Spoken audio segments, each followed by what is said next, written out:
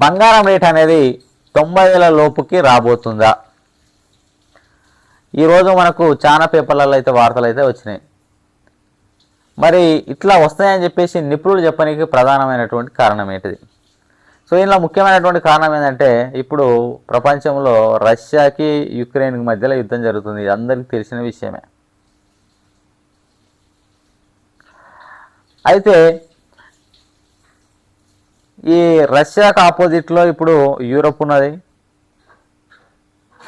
అదేవిధంగా యుఎస్ ఉన్నది.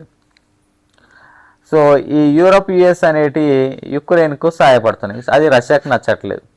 సో దానివల్ల ఏం చేస్తుందంటే ఈ రష్యా అదేవిధంగా ప్రపంచంలో రెండో మేజర్ పవర్ అయినటువంటి చైనా ఇవన్నీ ఏం చేస్తున్నాయంటే బంగారాన్ని ఎక్కువగా నిల్వలు తన దగ్గర ఉంచుకోవాలనేటటువంటి ప్రయత్నం చేస్తున్నాయి. అదేవిధంగా ఇప్పుడు ఉన్నటువంటి ట్రంప్ తోటి రష్యా యొక్క ప్రెసిడెంట్ పుతిన్కి ఒక మంచి సంబంధం అయితే ఉన్నది. అయితే రష్యానే ఏమనుకుంటుందంటే సో ఇక నుంచి నేను యుఎస్ డాలర్ను వాడదాం అనుకుంటున్నాను. అంటే ఇప్పటివరకు యుఎస్ తోటి ఆపోజిట్లో ఉన్నటువంటి రష్యా నేను యుఎస్ కరెన్సీని వాడదామని చెప్పేసి అనుకుంటుంది అనమాట. సో ఇట్లా యుఎస్ డాలర్ వాడమండి. ఎప్పుడైతే యుఎస్ డాలర్ అనేది బలపడుతుందో, డాలర్ అనేది బలపడితే సో జనాలందరూ డాలర్ వైపే వెళ్ళిపోతారు. జనాలందరూ డాలర్ వైపు వెళ్ళిపోవడం వల్ల ఏమైందంటే గోల్డ్ యొక్క రేట్లు అనేవి డౌన్ అయ్యేటటువంటి ఆస్కారం అయితే ఉన్నది. అందుకనే సో రష్యా అనేది డాలర్ను నేను ఇక వాడతాను అని చెప్పేసి చెప్పడం అయితే జరిగింది. సో అట్లా రష్యా అనేది డాలర్ను వాడుతూ అంటున్నది కాబట్టి డాలర్ యొక్క విలువ బలపడి బంగారం విలువ తగ్గేటటువంటి ఆస్కారం ఉన్నది. కాబట్టి ఈ అంశాన్ని పరిగణలోకి తీసుకొని సో 2027 చివరి వరకల్లా ఇప్పుడున్నటువంటి బంగారం అనేది ఏదైతే 1,58,000 పలుకుతున్న బంగారం అనేది 90,000 వరకు వస్తుంది అని చెప్పేసి నిపుణులు అయితే అంచనా వేస్తున్నారు. అయితే సో ఇంకా బంగారం మీద చాలా అంశాలు ఉంటాయి, ఒక్కసారి మనం చూద్దాం. సో బంగారం యొక్క రేటు అటు ఇటు మారడానికి కారణం geo political and economic uncertainties.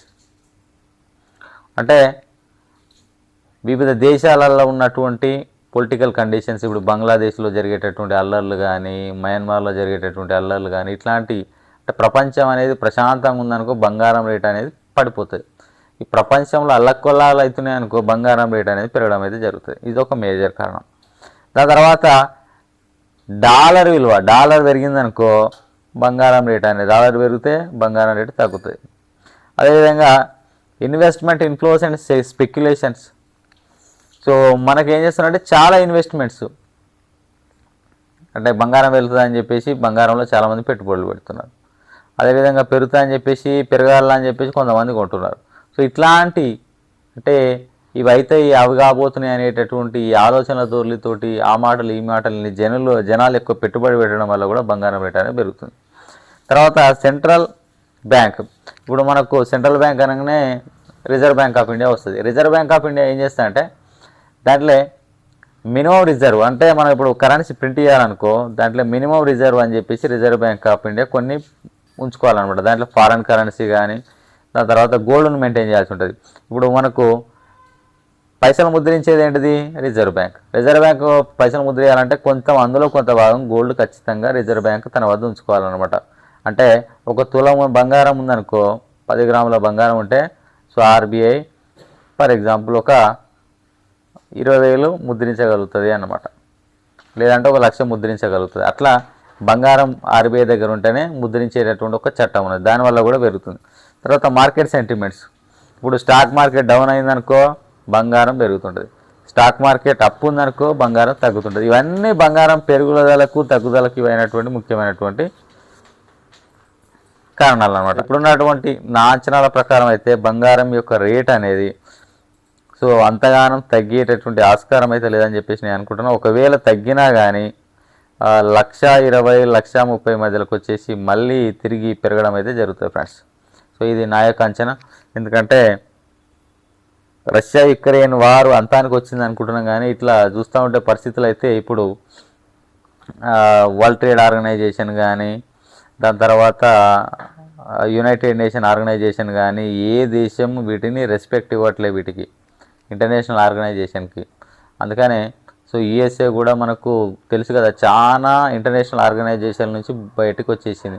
దీనివల్ల ఏంటంటే ప్రపంచం అనేది ఇంకా ఇట్లానే కంటిన్యూ అయ్యేటటువంటి ఆస్కారం ఉంది ఇట్లాంటి యుద్ధాలతోటి. అందుకనే నాకు తెలిసేదే గోల్డ్ రేట్ అనేది 120 ఉన్నది కదా, 120 నుంచి మళ్ళీ ఒకవేళ వచ్చినా 120, 130కి వస్తుంది, మళ్ళీ పెరిగేటటువంటి ఆస్కారం అయితే ఉన్నది. సో అందుకనే మీరు ఏది కొన్నా బంగారాన్ని ఒకటేసారి పెట్టుబడి పెట్టకండి. మీరు కొద్ది మొత్తంలో కొనుక్కుంటూ ముందరికైతే వెళ్ళండి.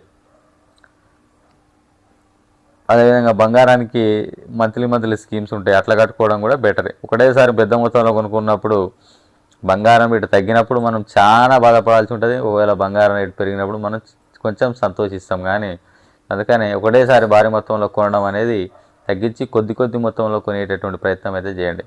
Okay friends, thank you. ఈ వీడియో నచ్చిందని నేను అనుకుంటున్నాను. వీడియో నచ్చితే లైక్ చేయండి, ఫ్రెండ్స్ కూడా షేర్ చేయండి. సో మన యూట్యూబ్ ఛానల్ కొత్తగా చూస్తున్న వాళ్ళు తప్పకుండా సబ్స్క్రైబ్ చేసుకోండి.